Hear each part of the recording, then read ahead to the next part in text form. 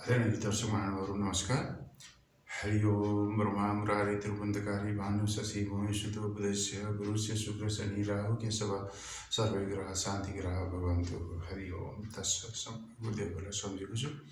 आदरणीय श्रोताहरू, आज म ज्योतिष शास्त्रभित्र पर्ने मानव जीवनका विभिन्न योगहरूमध्ये भद्रयोगको बारेमा कुरा गर्दैछु।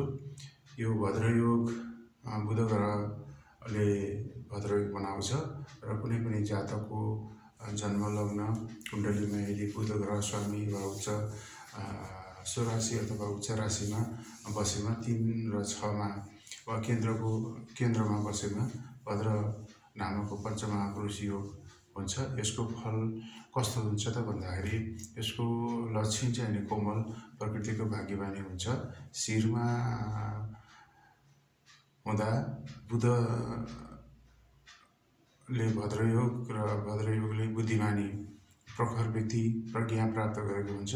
शास्त्र पढेको हुन्छ र विद्वानले पत्याउने खालको हुन्छ। बुध ग्रहको सम्पूर्ण राम्रा कुरा यस जातकमा पाइन्छ। हस्, धन्यवाद, नमस्कार।